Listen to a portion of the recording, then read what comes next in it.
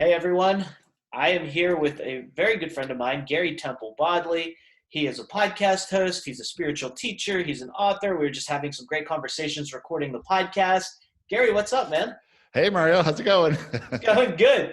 Good. I wanted to just hop on here with you and have a quick conversation because we just did 2 episodes of the podcast, and it was fun because you're the kind of guy I can jive with where we don't really make a plan. We just go. Yeah, we're just acting on inspiration in the moment, and that always leads to good stuff. I love it. I'm a guy that even when I do like public speaking and such, I know my material inside and out, but I don't like to over practice. Like my dad does a lot of public speaking. He's different. He even if he gave the same talk 1,000 times, he needs to practice and practice and practice. And I get that that's his process, but it kind of drives me crazy to watch that because it stresses me out to watch him practice. And I just Yeah. like to go with it. I mean, just two different styles. But do you see that a lot with people that you work with? Yeah, well, it's interesting because when you really realize that you're actually receiving inspiration every time you're having a conversation anyway. You're receiving thoughts and you're saying these words. And if you can get the fear or the wobble out of having it come through, like a lot of people are really fearful on stage. What if they mess up? So they're thinking about, well, what if people don't like me or they think I'm not good or whatever? Get that out of the way, and then it can always just come easily. And I have this dream one day to do a TED Talk. TED Talks, they work with these people and rehearse and rehearse and rehearse. I just want to go in and just wing it. I like it. I like that no fear. Just Yeah. go do it. Um, yeah. Do you mean like the actual TED Talk or the TEDx talk?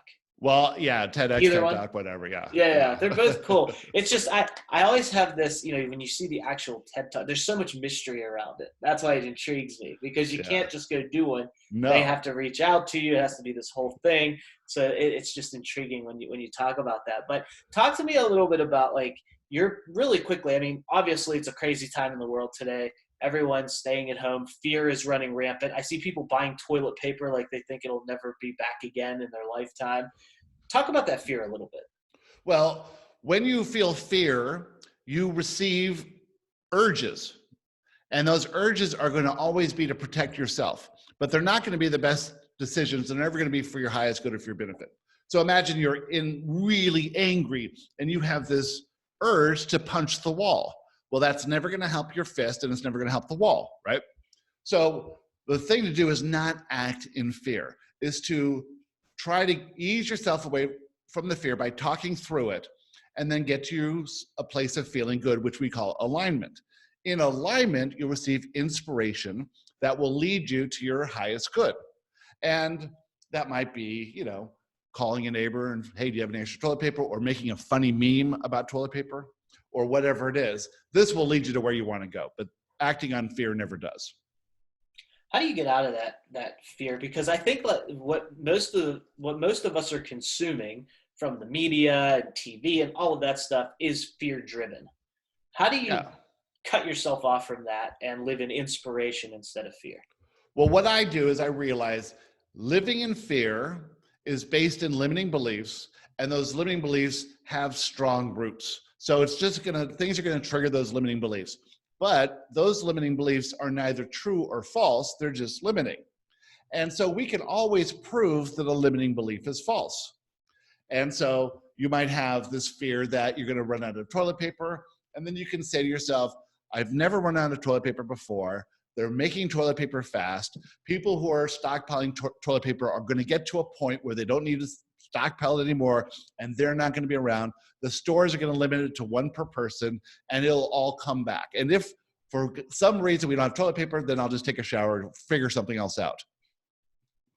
That's a So good series of yes. events as I So you watch it can do unfold. that with every single limiting belief you have. You Yeah. can prove to yourself that that limiting belief is not true. Have you had a limiting belief that was difficult for you to overcome or to disprove? My whole life was this limiting belief that I wasn't worthy. And I don't know where that came from because, I had a normal upbringing and, normal family. But so I had to prove my worthiness. And so I went to college and I wasn't really interested in college and I efforted my way through college, but I had this degree. And then I realized, well, I'm never going to use the degree. I want to be in business for myself. And so then I tried to make money to look like I'm successful and get all these friends. Well, nobody cared, right? And then I lost it all because I couldn't stop, building until it all crumbled down. Then I did it again. And that, once I gave that up, saying, I don't need someone else's opinion of me to matter about anything, then I could just be who I am. And then that's when things started working. Who are you? Well, I am a spiritual leader and teacher. And I was a student of law of attraction for a long time. And then I realized that no, like most of us, like you, we are leaders and we are teachers.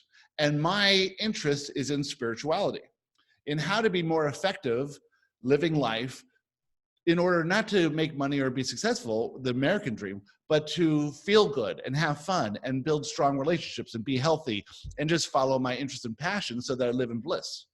That's what my priority is. And I think this whole coronavirus is helping people say, I don't know why I was doing that job before. I don't know why I was sitting in that cubicle. I don't know why I was spending so much time doing what I didn't want to do. I'm interested in this thing. And so where that thing takes you that you're interested in, developing your passions, you and I are passionate cooks, we get so much joy out of that. And when we're cooking, time just flies by. That's how I want to live life. And I think everyone else truly wants to live that way too. That's where I try to get where that time kind of flies by, where you put your head down, it's 1 p.m. Then before you know it, it's 8 p.m. and you're like, where did the day go? That's like being in that flow state. That's where I try to play as much as possible. Yeah, that's like our two podcasts that we did, 10 minutes or 13 minutes or whatever it was, felt like a minute. Yeah. Yep. And that's why you need to make this the 90-minute mindset. Yeah, I've been thinking about that. I don't know if I want to go there because I don't know if people can tolerate that much of me. I'm just kidding. No, they can. They want more. I guarantee you. Yes. Yeah. Well, Gary, thank you so much for being here, for doing the podcast and this video. I mean, this is so much fun just to have an informal chat like this and be able to share with everyone. And I want to remind everyone who's watching this, be on the lookout for the podcast episodes. They will be coming out within the next week or so.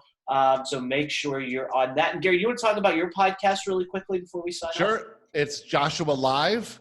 And if you're not familiar with channels, I'm a channel. I channel a group of non-physical entities. They're teachers called Joshua.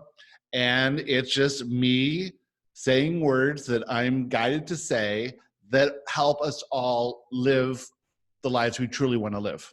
And it's really fun. And check it out. theteachingsofjoshua.com is your website, right? That's it. So we'll link that up here in the comments as well. Thanks so much, Gary. I appreciate it. And I look forward to, keeping the conversation going and having you back again real soon. Absolutely. Can't wait.